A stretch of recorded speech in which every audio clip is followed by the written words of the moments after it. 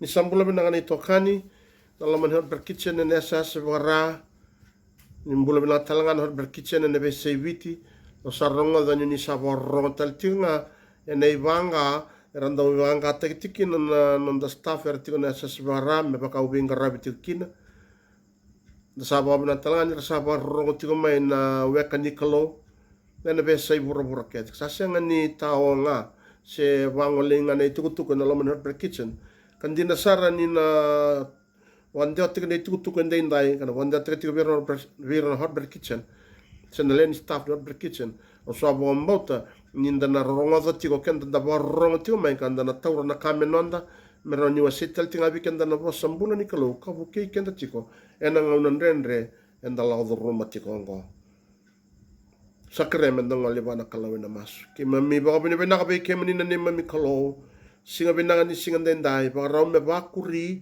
na nomoni bossa me we ba bulizi ka tukuna kina na kemani tuku ver na nomoni tamata yo sabo bini bina ka be kemani na singa dendai na ba keu kina na kalau na lomoni na tam yalo bina na nongo kalau me buni na tomo ba tamata ka me rongon don na tomo moni ya na nomoni bossa me la ko na tembe ni ngusungo me la ko mai be kemani kamela ko yani me bakana kau ni mbuka wanga bakana kau ni tuki saboro la kana batu me bakana witi na senga ni bakana ngana ena ngata kamudu na isele wa umbatirua kana lako me bakana kena tau somai na uza bula mai la malangi ni na senga ni ndau suka tale me zo ni bagai zora na kako ni atala kina me buai sanga bulu me buai ndrawa so ya me rauna bula ya me robo le besara moni rokobi moni ndo kaina kalo ena singa binaga ni singa dendai rongo dina mas ni sada buti ena yada i tisu na karistona nema mituranga ai bakambulandina duanduanga mga binabinati wale bina kabini singa ni kuwa sena singa ni kuwa au katiko ninda turatiko na bakasama ena kena tobule me buketiko na mbula na ngona ndende ndalako turumatingo ena raine paula ena rama na kena wasewalu ena itukutuku enda ronga za iliu enda ronga za tiko na volai paula mai na volai paula vira mai rama na kena wasewalu na tikine ndua kena tikine tinikandua enda na ronga za tiko na vola vatanga ya na tini na wasewalu tikine tinikarua me dhabasara na tikina e tinikavitu e vango na kena roronga me waronga takabikenda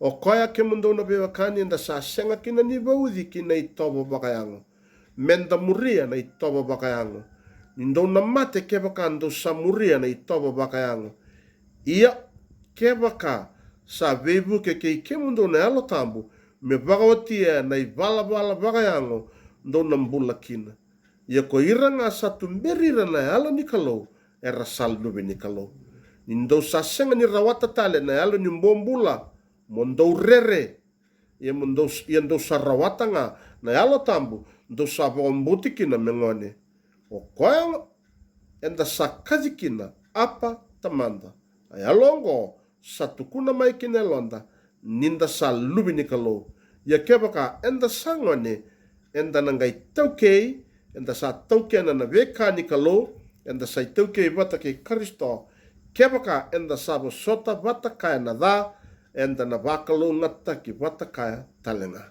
me dengu bos vakalo ngata na kalo nel tambo na bosa toronga na singindai na no to rongo ibuna utigongo se na serious ni rongo ibuna ngo e abuta ki tiko mai ene karoni vengo na kena wase vitu tikine tini katolu tini kava na kaya tiko na kalo ko choba ke baka saloman me songota na lomalangi me kuani tau na uza me la ko talenga mai na bonre kabaka tau bona maten do vete to vibura e sanga tuku no kwa ia kebaka erasa baka malmalum tekira ko ira na nungu tamata erasa baka edani ene edango ka masu ka ngolibi au ka lesu mai na non rivalvada au nangai rongoda me lomalangi kambokoda na non rivalvada ia kauna bombula na non rabonwa landa na masu e la tio na ngongo nda sam masu la katiko me ala venga sara na kalo me tarova na corona sena covid-19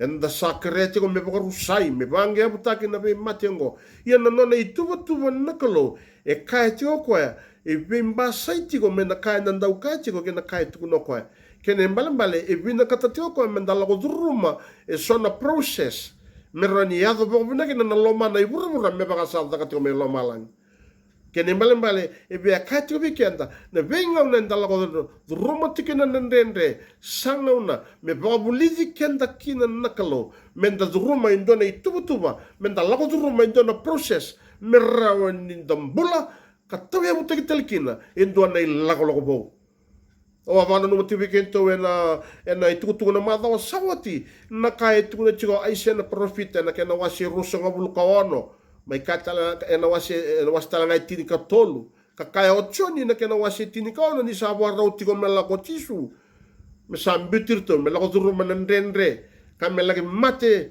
kalagi barrotaki katuza katale ngai ka kwa sabakana ngauna e kune takikina endua na isoli sabakana ngauna nimbukete sabamota ni ngauna ndrendre e lago duruma tigo katukuna kwa isega mai tukuna choni na sabarula ko tisu ena kena kune taki endua na ilalomo ena sotakana rawa ena sotakana luma ena sotakana ndrendre ena ndakuni luma kena ndrendre ya e tigomikina na viva kalu ngate kina kalu kina ndua na ilagologo e borote kina kalu mentalogen au sabo mbuta tigo ni ngona ya sabakate kina ngona ngo mata ni kai ko aberton ti sepele na kana wasetini ko no dona sotakaya na rawe burabura yendo bodengu au sabo malmalum taki burabura wati kene mbale na ilagolago ngo saba indona ilagolako ni kena mbukete taki endona ilagolago bo kapina kati me biso kina na nandarai menda ba binaka na nandabio kani kena kalo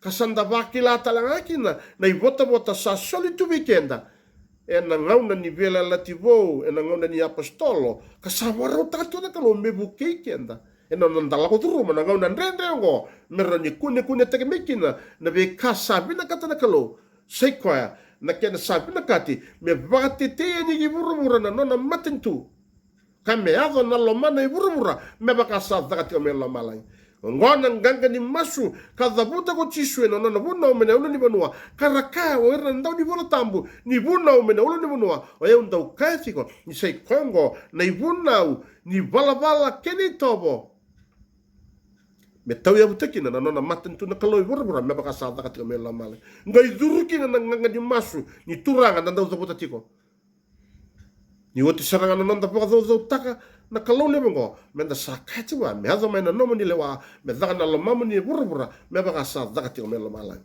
yo sabo mbote tiko na ngono ngo ba indonu makati ko indonu ngono ko burubura kana kita na kalau me baka ndendre takina na bula la ko mai na matin daw bito tobis ngau baka mbote tiko yau singani na hazo na corona ala ko tina misila la men ko na corona enan dua tale mai na tata buki ni bonua ya sangau na bukete taki se kuni tikina na ngau na pina kai chava ina tumbu zaga na matan tungo na kenro malio na tamata ni ratar na farisi o sakayo te kento kima mina kunebe na matan tungo ka ko tisu sandu tu seranga lo mamundo kele mbale na ngono go me tarzagi kina na ngau na pina ngo me ba basket kina na kau ni matan tu sa tebo le manda veikanda enda sa ba tu sawati ni san nonda ipo mbola ko tisu na Kristo katiko pola virme Roma ena kena waseo e walu to buli to wili katiko ndai nindo sa sika ni rawata tale ni alu ni bombu la bondo rere ia do sarawata na alu tambu ndo sa bo mbotiki na mengone o koe enda sa kadikina apa tamanda ayalo ngango sa tukuna mai kinelo anda ninda sal dubini kalo ia kebaka enda sangone enda nangai tokei enda sa tauke na talanga na veka ni kalo enda sa tauke bata ki Kristo kebaka enda sa sota bata kaya na da enda na bakalo na taki bata kaya talanga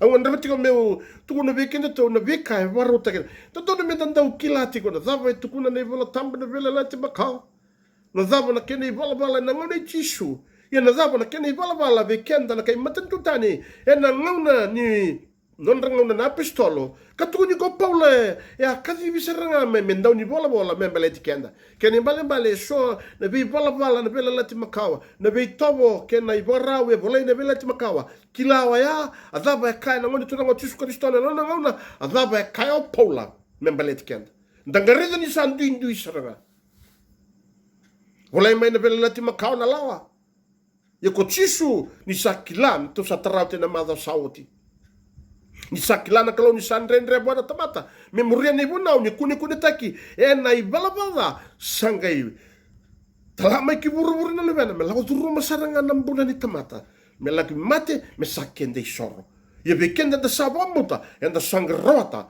na kau soliwale me bekenda sanga kage na ko tisu sayanga me logo yani me ngai pekotini logo ngo me ngai talame na la tambu me ngai tiko pate kemundo o kwengo ena ngai buke kemundo ena dengubi kemundo o kwengo ena boka polisi kemundo ena kandi na kedenga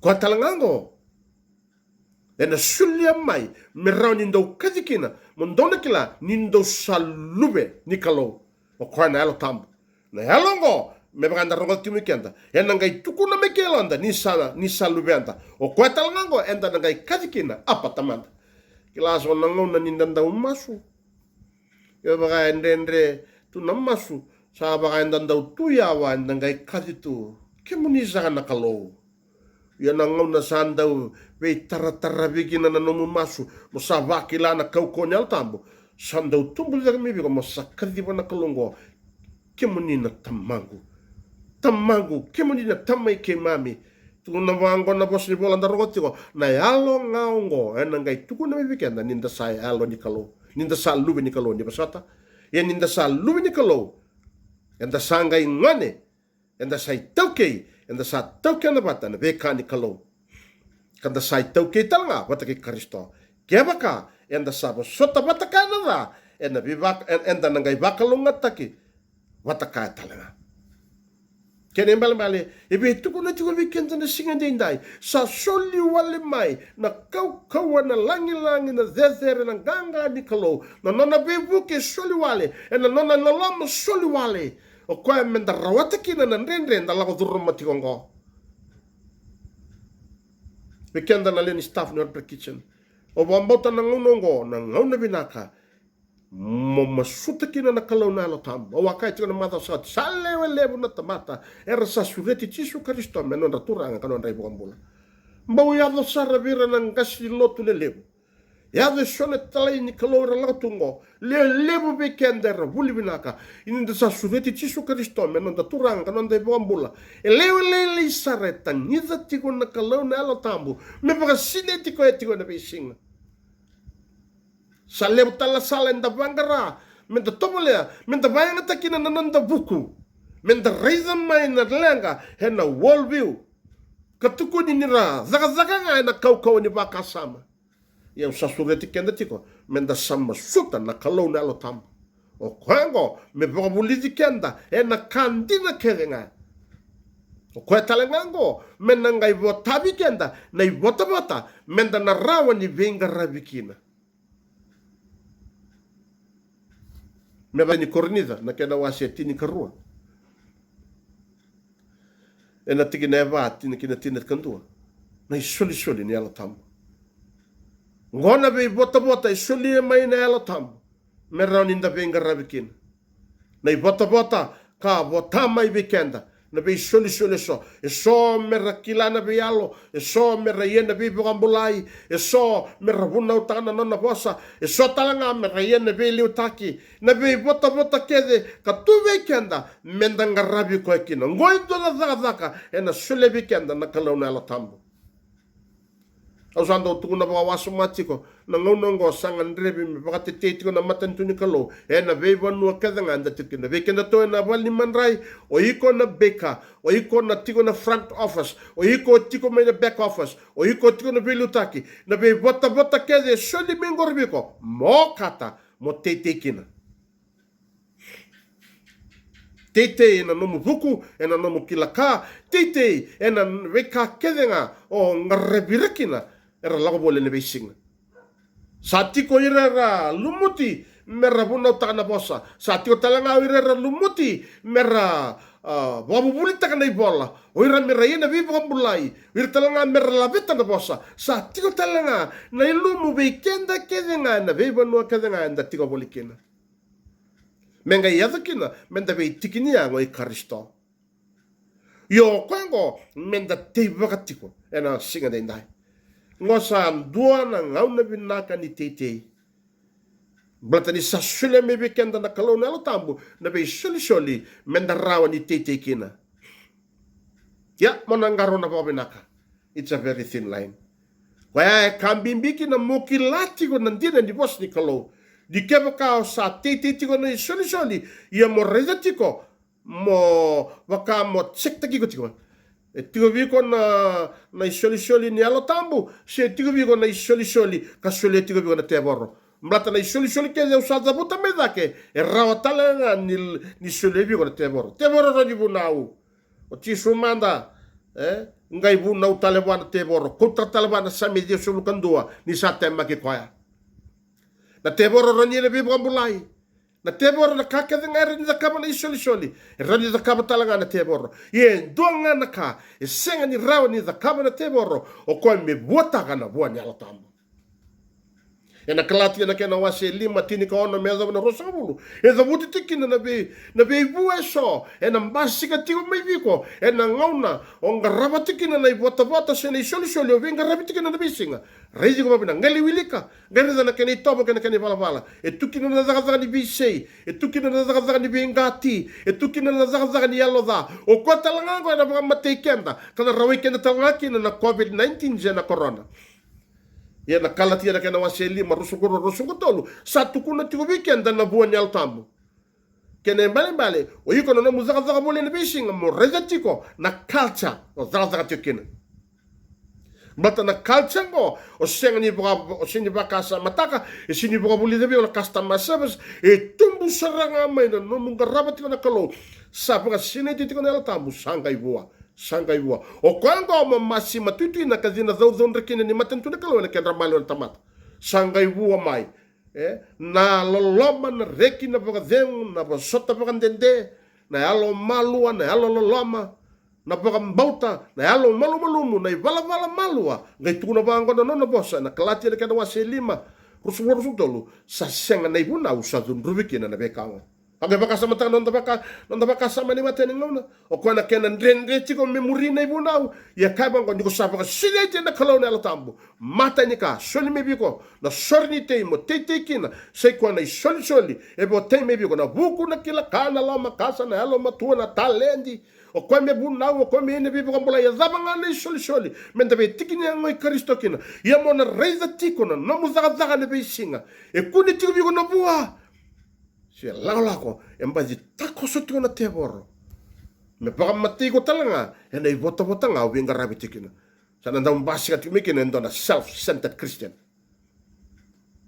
au sanu ni tiko biko enda na hot kitchen tazake tiko na tikini ngau ngo masuta tiko na kalau na ala tambo me baka sine tiko wabuli tiko na kandi na kelenga awanda utuguna tiko bika da nanda buli tiko na ndo lo tiko yani o iko na bika kireba me sule biko na mango so tozo ni beka bakery na kana kani ni manrai so bika da na mbito tale no per kitchen me toso yani se zavala talendi tiko kina na kalau na ala tambo me na wabuli tiko na kandi na kelenga kandina baka yalo, kandina baka yango, kandina baka bisnisi, kandina membelata na corona, kandina membelata na COVID-19, kandina membelata na matikeda nga nalang na kene wali na kena, na katozo nga membelata na kandina keda nga, na baka buliti kenda kina, na kalaw na alatambo.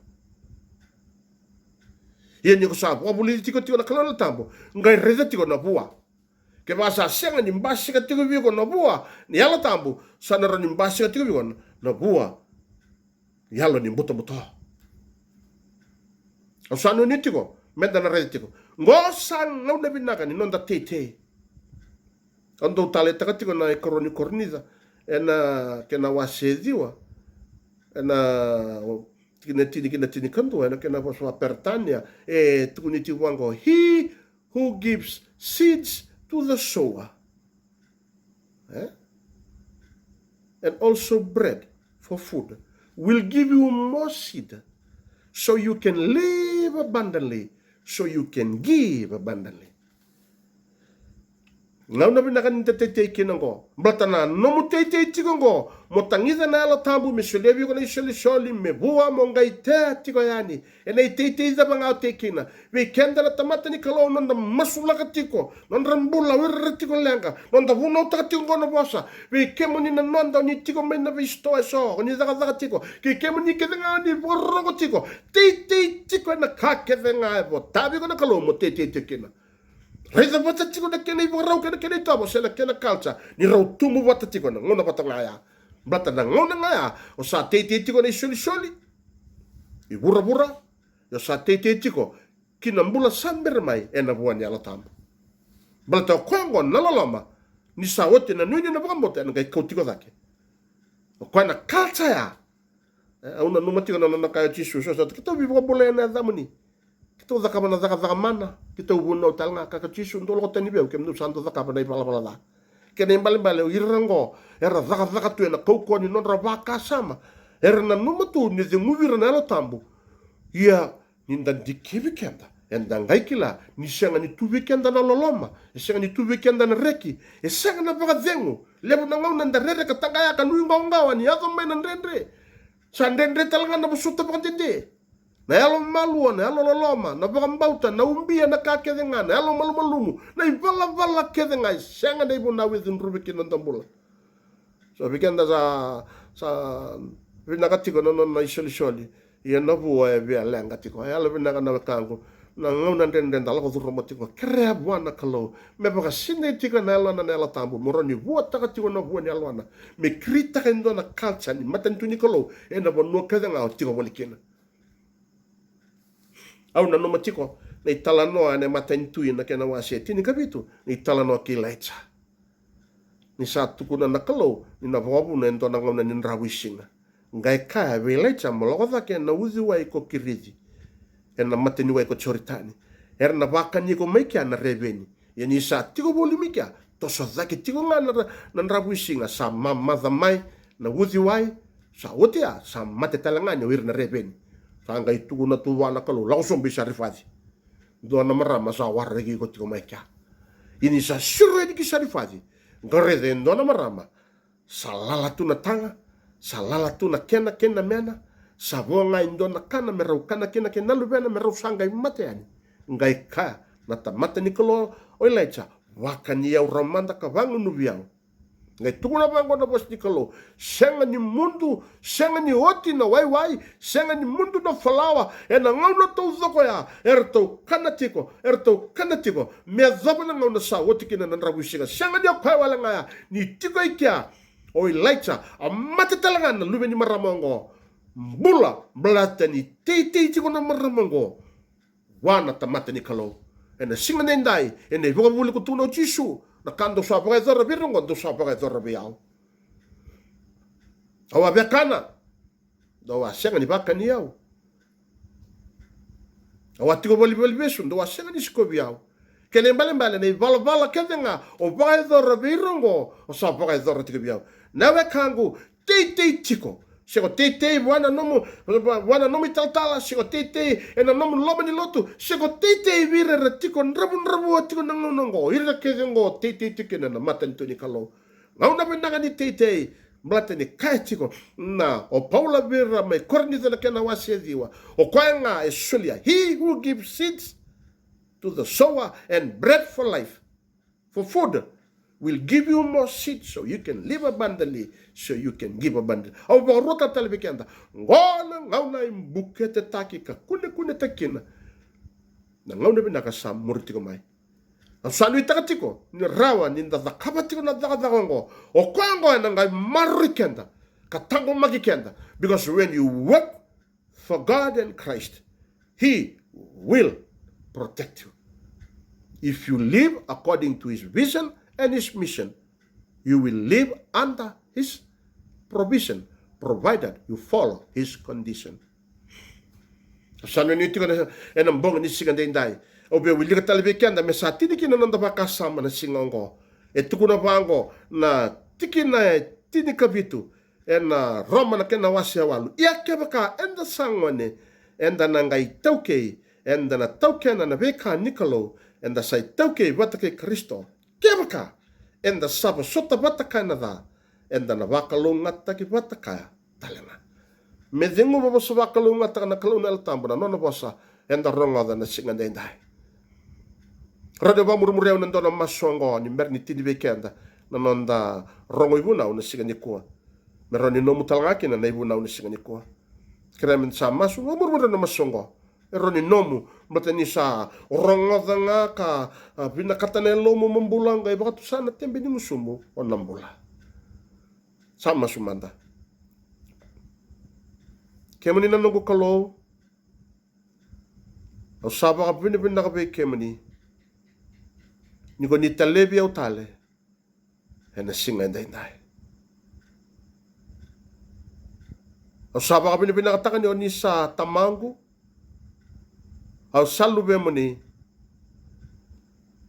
sabuni nongu kau kaua na lomoni na lotam ni usaba tu sa na tembe ni musungu ni san nongu ibambula ko tisu na Kristo au saba ka pinaka ni san nongu na nomoni bosa ni ala kedenga ni adabuta be ya parama ai sake ke chakope ko ni kai menonra na Israeli sanongu bakakina ni sanongu ibambula ko tisu na Kristo au sasanga ni rawata na nungu tondono sana nungu sabsaba na buku nga ni nomu ni loloma levu na kalo sadruma tu na nungu mbula ni sanongu ibambula ko tisu Kristo. Ang sakre. Me ado beyaw na nomo ni lewa. Me daga beyaw na loma mo ni. Me ado may na nomo ni mata nito. Kinanong bula. Kinanong talendi. Kinanong bubale. Kinanong kakezenga. Mebaka. Sa takatiko melo malang. Nimbuliao mebakana tamata ko niabe na kata. Ni zengu biawe na zengu ni elomani. Ni talayo ni kibura-bura mengarabi kemani. Ni sule bata biaw na kay rautiawe na beisinga. Mebuke yautiko. Ena nong ngarabi kemani. Au baka tu sayaw ni sa tamata dala. Yo baka pinipinakabe kemani. Yo baka tu sanga na nungu ibalbalda. Kung ni sayalon dina, kayalon dondono, manimba koda, au sa sireki, may nanggawi besu kedela. Menomo ni na bakaroroko, na langi-langi nandokay. Wasabi nakatakineza mo ni, sarangodi na nungu masu, niyo sama sukasoro, na yada itisu na Kristo, na nungu turanga, kanungu ibakambola. Amen. Kaya na nungu kalo, tama itisu na ni mami turanga, kanini mami ibakambola, salagoti na nomo ni bosa, leka-leka ilaylay, yung sabang pinipinakabi kaya mo ni nangay wakuria, na kalaw na alo mo ni nalatambo, yung baka mo lidirin mo ni tamata, meratamata kau-kau akang ganga ni nomo ni matentu, marira nang amnandende mamilako tu rumah tikongo, merambula, meraindewan-dewan ni lomamu ni bura-bura, na yung baka tao tiyo tiningaw ko, yung bosa bakal mo ngatakan na berkitsen na biti kerutuma, na Sami Sony Family, na Sami Sony Enterprise, yung bosa bakal mo ngatakan na berkitsen na nasa sa mga operation manager, kaya kaya nga nabubale baka Herbert Kitchen. Di ba sa baklang natigir na biwat ka ni kaya nga raborong tiko menday. Mene mamibata na nomo ni lalama. Medrumi ke mamibata na nomo ni kaukawa. Ningay na numibiti. Ni alabe na ne mami kalo. Ni baka muliti kay mami miki mami saleso nga yan ni beke mani.